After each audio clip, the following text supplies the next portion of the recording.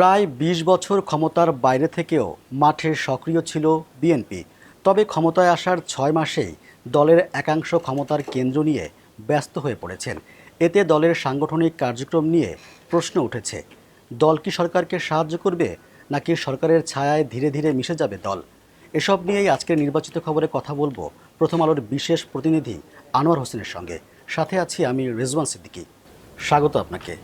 বর্তমান সরকার ৬ মাস মেয়াদ পূরণ করেছে। বিএনপি ও সরকার কিভাবে দেখেন? ধন্যবাদ আপনাকে।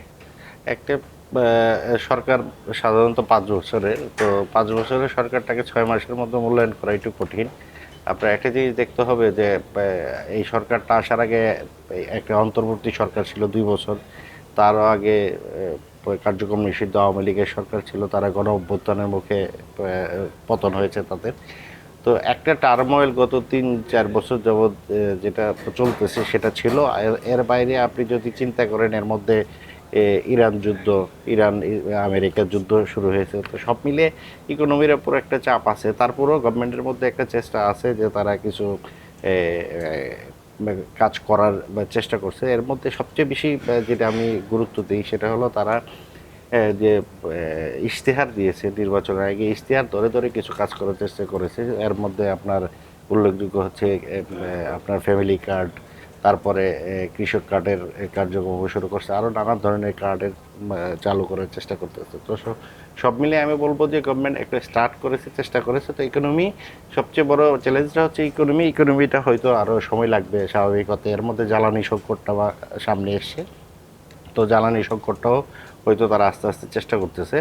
তারা প্রধানমন্ত্রী বলেছেন যে ১০ বছর মেয়াদে আমরা একটা জ্বালানি পরিকল্পনা তৈরি করব। সেটা যদি হয় সেক্ষেত্রে আমরা হয়তো একটা মানে দেখতে পাবো যে আসলে আমরা কোন দিকে যাচ্ছি, এটা একটা বিষয়। আর রাজনৈতিক দলের কথা যদি চিন্তা করে, আপনার ক্ষমতাসীন দল হলে এক ধরনের ধরেন তারা ১৬-১৭ বছর টানা রাজপথে ছিল, এখন হঠাৎ এসে তারা ক্ষমতায় এসছে।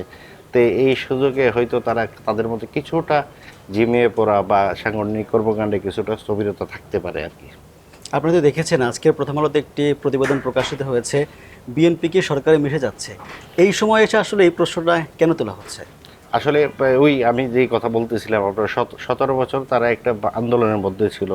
তো সেখান থেকে তারা হঠাৎ করে সরকারে এসছে পলিটিক্যাল সরকারের পৃথিবীর বিপি বাংলাদেশ তো অবশ্যই পলিটিক্যাল সরকারকে হেল্প করার জন্য, মানে দল হেল্প করে থাকে নর্মালি। সেটা করতে গিয়ে অনেক সময় হয় যে সরকারের এবং দলের মধ্যে মানে কমে যায়, মানে পার্থক্যটা কমে যায়। তো আমি ধারণা করি বিএনপি সর্বশেষ ২০১৬ সালে তাদের সম্মেলন হয়েছিল, এরপরে আর তাদের সম্মেলন হয় নাই এবং তারা এখন ক্ষমতায় এসছে। এখন সুবিধাজনক সময়, ভালো সময়, তারা হয়তো খুব শিগগিরই দলে সম্মেলন করবেন। সম্মেলন করলে নতুন ব্লাড সার্কুলেশন হবে, দলে নতুন লোক যুক্ত হবে, নতুন নতুন পদে নতুন নেতারা আসবেন, তারা হয়তো নতুন করে আবার শুরু করার চেষ্টা করবেন। সেক্ষেত্রে আমি ধারণা করি যে আগামী যে হবে, বিএনপির যে সম্মেলনটা হবে, এই সম্মেলনের মাধ্যমে নতুন নেতৃত্ব অলরেডি আপনার মহাসচিব পদ থেকে মানে পদত্যাগ করেছেন মির্জা ফখরুল ইসলাম আলমগীর, নতুন করে হয়তো মহাসচিব আসবেন। তারপর অন্যান্য পদে স্থায়ী কমিটিতে নতুন লোক অন্তর্ভুক্ত হয়েছে, আরও হবে হয়তো। সেই ক্ষেত্রে দলের হয়তো কার্যক্রম যেটা এখন সাংগঠনিক তৎপরতা যে কিছুটা ভাটা আছে সেটা হয়তো কমবে। তারপরও মানে দিন শেষে একটা কথা, এটা ঠিক যে বাংলাদেশে ক্ষমতাসীন দলের ক্ষেত্রে যেটা হয় যে ক্ষমতাসীন দলের নেতারা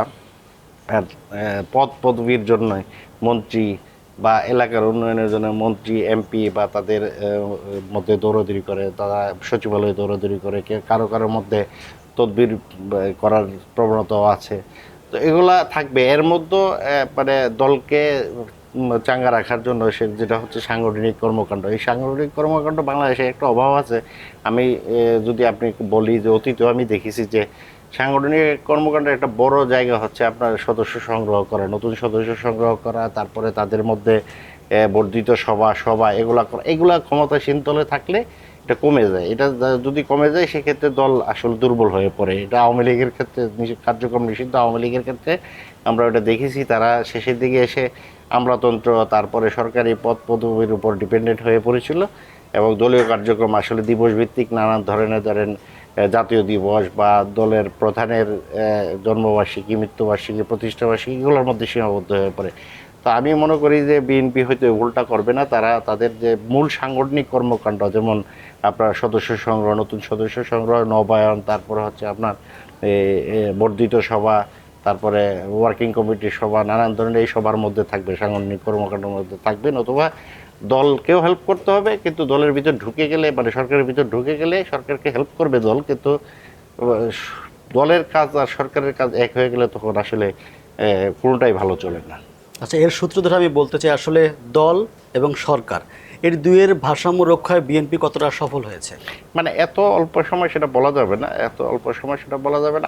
আমি ধারণা করি তারা আবারও আমি বলছি যে তারা হয়তো সামনের সম্মেলনের মাধ্যমে আবার দলকে নতুন করে সংগঠিত করা, এবং বিরোধী দলের কাজ আর সরকারের ক্ষমতাসীন দলের কাজ এক। বিরোধী দলের কাজ হচ্ছে রাস্তায় মিছিল করা, মিটিং করা, আন্দোলন করা, সরকার পতনে সাহায্য করা। নিশ্চয়ই ক্ষমতাসীন দল সেটা করবে না।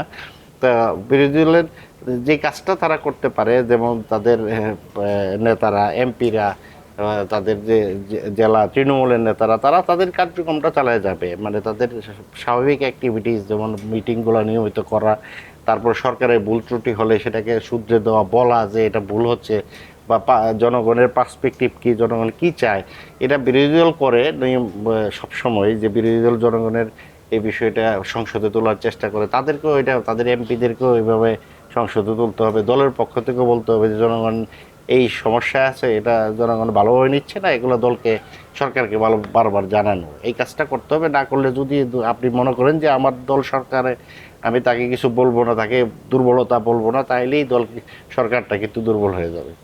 আচ্ছা, এক্ষেত্রে আমরা কি বলতে পারি সরকার চালাতে গিয়ে বিএনপির সাংগঠনিক কার্যক্রম কিছুটা ঝিমিয়ে পড়েছে? সেটা আমি প্রথমেই বলেছি যে আপনার বিরোধী দলে থাকলে যে ধরনের মানে চ্যালেঞ্জ বা এক ধরনের তাদের লক্ষ্য উদ্দেশ্য থাকে, সরকারি দলে যাওয়ার পর তাদের এই লক্ষ্য উদ্দেশ্যটা চেঞ্জ হয়।